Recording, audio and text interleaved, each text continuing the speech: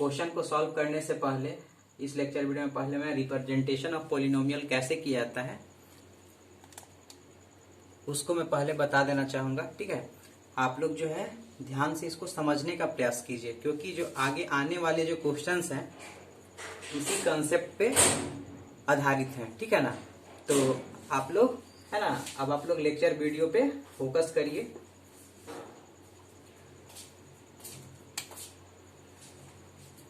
जिसमें क्या है, रिप्रेजेंटेशन ऑफ पॉलिनोमियल्स। ठीक है, तो यहाँ पे how to represent a polynomial, इसको कैसे किया, इसके लिए हम लोग क्या है, किसी एग्जाम्पल को हम लोग एज्यूम कर लेते हैं। एक्स स्क्वायर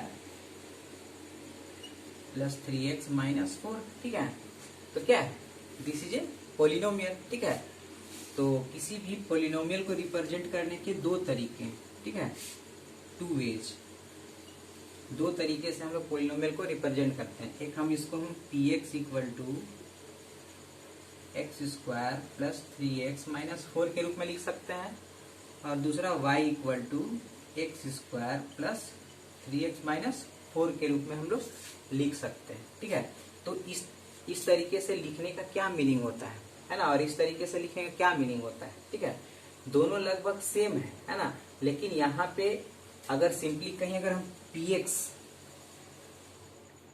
लिखते हैं कि px इज ए पॉलिनोमियल है ना, तो इससे क्या मीनिंग निकल कर बाहर आता है, मीनिंग बाहर निकल कर आता है कि जो पॉलिनोमियल है वह x पे डिपेंड कर रहा है। ठीक है ना, लेकिन अगर सिंपली हम y लिखें है ना, तो इससे क्लियर नहीं हो पा रहा है ना, कि y एक पॉलिनोमियल है तो वह किस वेरिएबल पे वो डिपेंड करता है, इससे मीनिंग नहीं निकलता है। ठीक है ना, तो यहाँ दो तरीके से रिप्रेजेंट हम लोग किसी पॉलिनोमियल को कर सकते हैं। ठीक है, तो अब हम लोग क्या है, इसको समझते हैं कि हम लोग px जो लिखे, इसमें ये जो पॉलिनोमियल है x square plus 3x minus 4 है ना, यह क्या है, किस वैल्यू पे डिपेंड कर रहा है, x पे, क्योंकि x वेरिएबल है, और x जो वेरिएबल है इसका जो वैल्यू है वह टाइम टू टाइम क्या है, चेंज होते रहता है। तो depending upon the value of the variable है ना, we get the polynomials value. ठीक है, तो यहाँ पे ये जो एक्सप्रेशन या पॉलिनोमियल है वह किस पे डिपेंड कर रहा है, x पे डिपेंड कर रहा है। ठीक है ना, तो इसको हम लोग क्या पढ़ते हैं, पॉलिनोमियल ऑफ x। ठीक है, तो आप लोग बोलिएगा कि px इसी तरीके से रिप्रेजेंट कर सकते हैं, px को कहीं पे gx भी लिख सकता है, ठीक है, fx भी लिख सकता है। ठीक है ना, तो क्या है, ये एक फंक्शन को रिप्रेजेंट करने के डिफरेंट तरीके हैं है ना, लेकिन एक कम इनटू सेम कंसिडरेशन। ठीक है, कहने का मीनिंग है ना, कि इसका मीनिंग पे निकल रहा है कि जी एक पॉलिनोमियल है ना, जिसका वैल्यू है वह x पे डिपेंड करता है,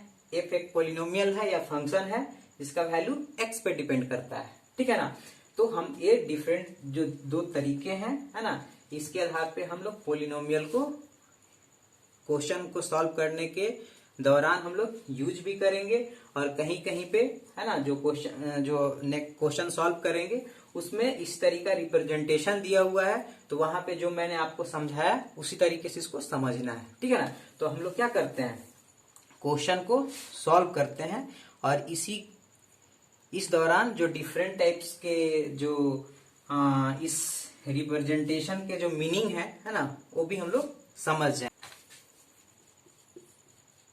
ये पॉलिनोमियल रिप्रेजेंटेशन हो गया। तो याद रखिए क्वेश्चन नंबर 1 में क्या बोला गया है, find the value of polynomial given है at x equal to 0, x equal to -1 और x इक्वल टू 2। ठीक है, तो आप लोग भी एनसीईआरटी बुक को ओपन करके इस क्वेश्चन को रीड कीजिए। ठीक है, और समझिए। ठीक है, इसमें बोला जा रहा है कि एक पॉलिनोमियल है, तो पॉलिनोमियल को आप किसी भी तरीके से रिप्रेजेंट कर सकते हैं। लेट सपोज दैट कि यह gx है, या px भी लेट कर सकते हैं। gx इक्वल टू जो पॉलिनोमियल गिवन है क्वेश्चन में उसको राइट डाउन कीजिए, 5x minus 4x square plus 3। एक चीज मैं आप लोग को बताना चाहूंगा। ठीक है, जब आप लोग क्लास करते हो, ठीक है, तो कॉन्सेंट्रेट होकर सिर्फ क्या है, वीडियो लेक्चर को ध्यान से सुनिए। ठीक है ना, और समझने का प्रयास कीजिए।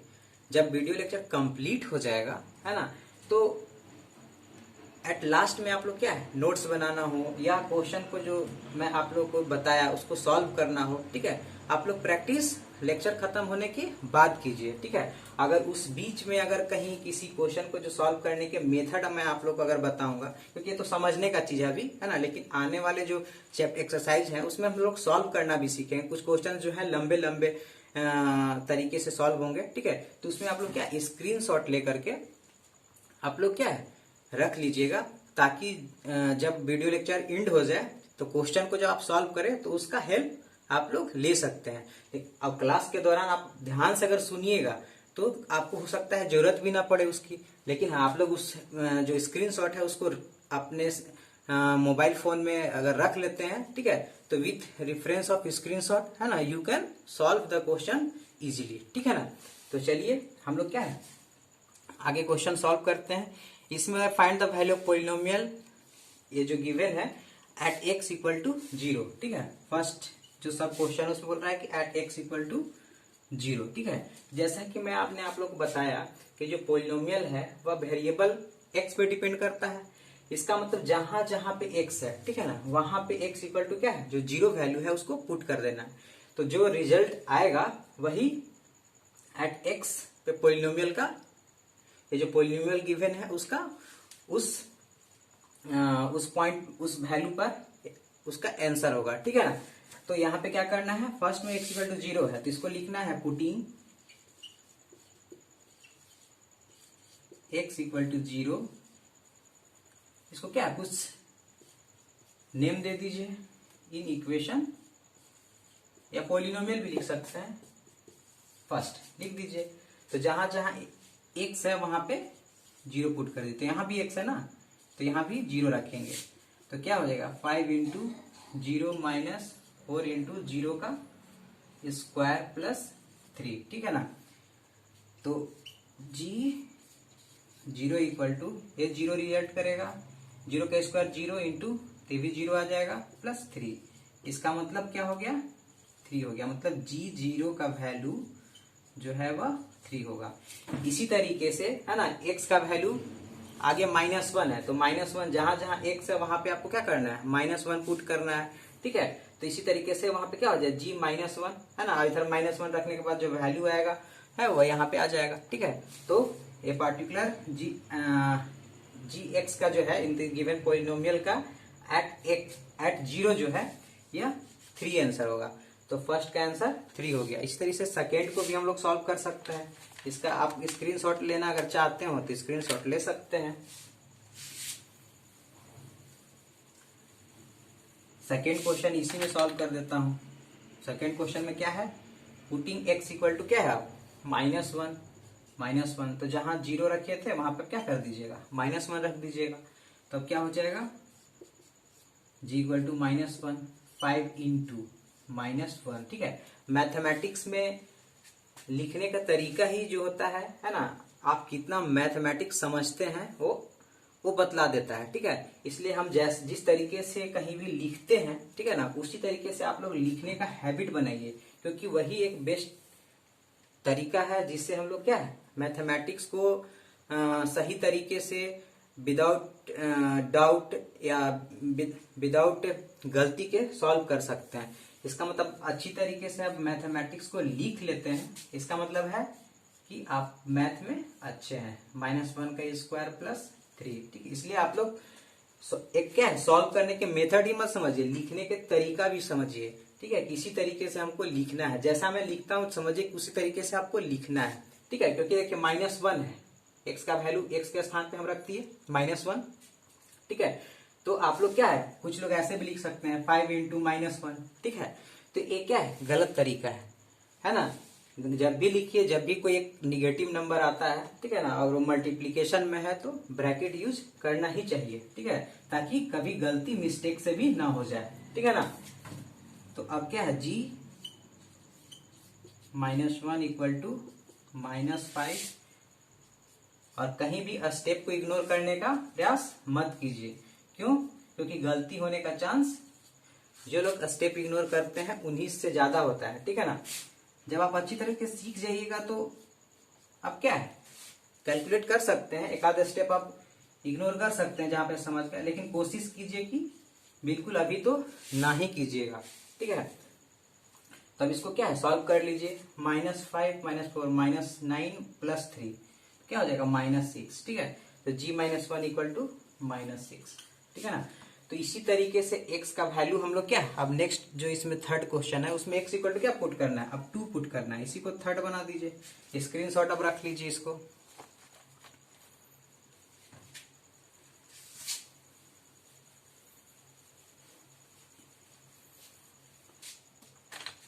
x इक्वल टू क्या है, 2 है, तो इसमें क्या कर दीजिए, पुटिंग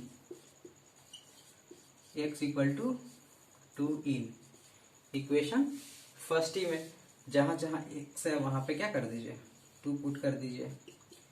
5 × 2 -4 × 2 का स्क्वायर प्लस 3, 5 2 = 10 -4 2 = 4 प्लस 3, ठीक है ना। तो 10 -16 + 3, तो 10 और 3 कितना हो जाएगा, 13 - 16, ठीक है, तो -3 हो गया, ठीक है। तो G2 इक्वल टू क्या आ जाएगा, देयरफॉर लिख सकते हैं लास्ट में, देयरफॉर है ना, इसका आंसर जो हो जाएगा, सॉरी G2 जो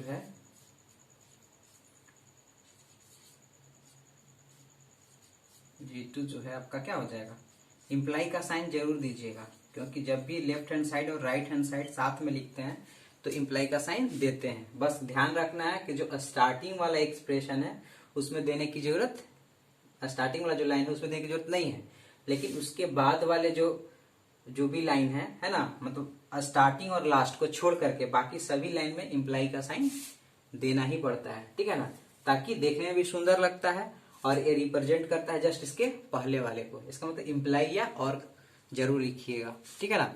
तो इस तरीके से क्वेश्चन नंबर 1 सॉल्व हो गया। अब क्वेश्चन नंबर 2 को सॉल्व करते हैं। क्वेश्चन नंबर 2 में क्या बोल रहा है, क्वेश्चन नंबर 2 को पहले मैं राइट डाउन करता हूं।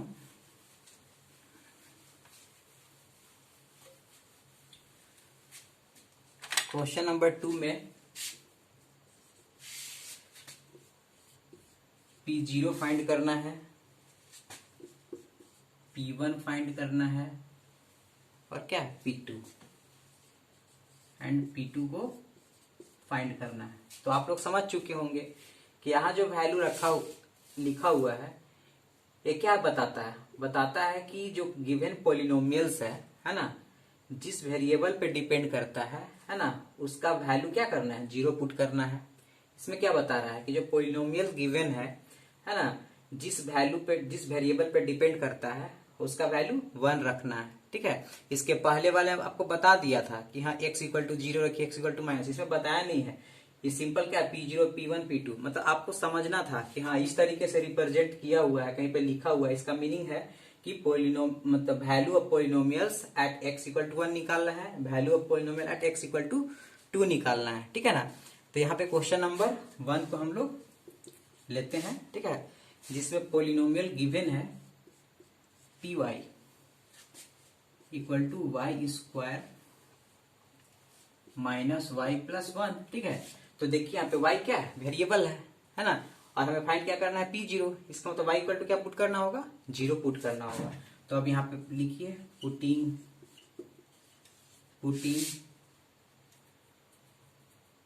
y इक्वल टू 0, तो क्या हो जाएगा, ये जो देगा, जहां y है वहां 0 रखिए, 0 का स्क्वायर माइनस 0 प्लस 1, तो क्या होगा, 0 का स्क्वायर 0 माइनस 0 प्लस 1 मतलब 1, मतलब P0 का वैल्यू 1, आंसर हो गया, ठीक है। अब क्या लिखिएगा आप लोग, सिमिलरली लिखिएगा, क्या लिखिएगा, सिमिलरली, है ना। बार बार ये लिखने की जरूरत नहीं है, सिंपल क्या है P, आगे नेक्स्ट क्या है 1, मतलब जहां जहां y है वहां पे 1 लिखिए, -1 प्लस 1, ठीक है। तो देखिए यहाँ पे -1 प्लस 1 तो कैंसिल आउट हो गया, तो 1 का स्क्वायर 1, मतलब P1 इक्वल टू 1 आ जाएगा, ठीक है। अब फिर क्या है, P2 निकालिए, P2। तो जहां y है वहां पे 2 रखिए, 2 का स्क्वायर -2 + 1, ठीक है ना। तो आप क्या है नीचे भी लिख सकते हैं, बगल में भी लिख सकते हैं, ठीक है ना। लेकिन अब नीचे लिखेगा तो इम्प्लाई का साइन जरूर दीजिएगा। तो 2 का स्क्वायर 4 -2 + 1, तो क्या आएगा 4 - 2 2 + 1 3। तो इसका 3 आंसर हो गया, समझ गया ना। तो इसी तरीके से क्या है जो क्वेश्चन नंबर 2 है उसके सभी क्वेश्चन सब क्वेश्चन सॉल्व हो जाएंगे, ठीक है। आपको देखना है कि जो वेरिएबल है ना, उसके स्थान पे P0 फाइंड करने के लिए वेरिएबल का वैल्यू 0 रखना है, P1 फाइंड के लिए वेरिएबल का वैल्यू 1 पुट करना है, और P2 का वैल्यू फाइंड करने के वेरिएबल का वैल्यू 2 रखना है। इसी तरीके से बाकी जो है इसमें 3 क्वेश्चन है ना, उसको आप लोग सॉल्व कीजिएगा, ठीक है। तो चलिए इस वीडियो लेक्चर में इतना ही, है ना। थैंक यू फॉर वॉचिंग, है ना। अब जल्दी ही मैं नेक्स्ट वीडियो लेक्चर लेकर आऊंगा जिसमें क्वेश्चन नंबर 3 और 4 को सॉल्व करना सिखाऊंगा, ठीक है।